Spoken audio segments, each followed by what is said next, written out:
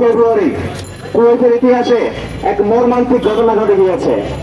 সেখানকার বিএনপি ছাত্র দলের সন্ত্রাসীরা বহিরাগত সন্ত্রাসী ভাড়া করে এনে বহিরাগত টোকাই সন্ত্রাসী ভাড়া করে এনে ক্যাম্পাসের নিরীহ শিক্ষার্থীদের উপরে এক মর্মান্তিক হামলা চালিয়েছে। তারা সেখানে রামদা, হুকি স্টিক, দেশীয় অস্ত্র সহ নানাবিধ অস্ত্র নিয়ে নিরীহ শিক্ষার্থীদের হামলা চালিয়েছে। এই হামলা চালানোর 2 মাস অতিবাহিত হয়ে যাওয়ার পরেও কুয়েতের অথর্ব প্রশাসন কোন ধরনের বিচার করতে পারে নাই।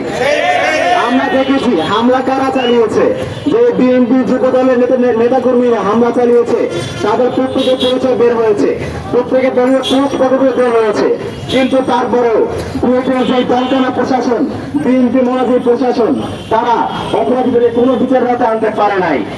একটা মামলা পর্যন্ত হয় নাই, অথচ মামলা হয়েছে যেই শিক্ষার্থীরা মার খেয়েছে, যেই শিক্ষার্থীদের উপরে রামদা নিয়ে বহিরাগত যুবদল, ছাত্রদল, বিএনপি সন্ত্রাসে হামলা চালিয়েছে, উল্টো তাদের নামে মামলা হয়েছে।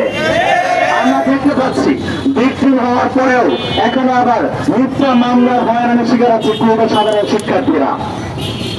আপনারা জানেন অভ্যুত্থানের পরে কুয়েটের যে ভিসি রয়েছেন মোহাম্মদ মাসুদ, তিনি হচ্ছেন কুয়েটের জিয়া পরিষদের আহ্বায়ক, অর্থাৎ তিনি বিএনপি দলের, এবং আমরা আরো জানতে পেরেছি তিনি ছিলেন কুয়েটের সাবেক ছাত্র দল নেতা।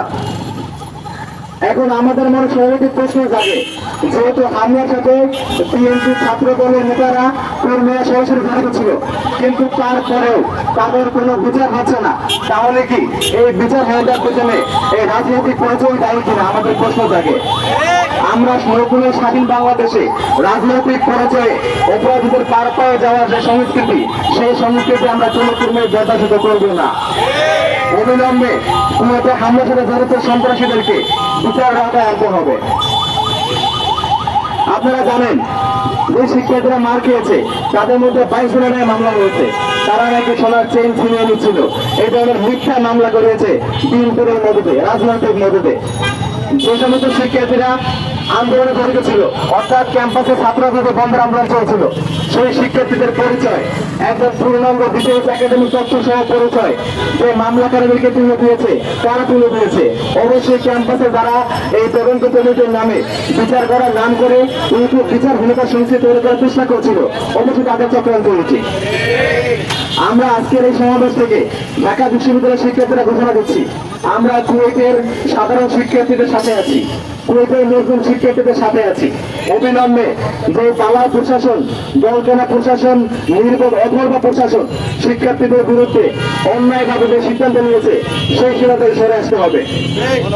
আপনারা জানেন ঘটনার পর থেকে ক্যাম্পাস বন্ধ ছিল, ক্যাম্পাস বন্ধ থাকায় শিক্ষার্থীদের শিক্ষার্থীদের হুমকির মুখোমুখি হয়, পৌঁছে রূপায়িত না পেয়ে ক্যাম্পাসে ফিরে আসে, তারা লং মার্চ কুয়েট কর্মসূচি দিয়ে ক্যাম্পাসে ফিরে আসে।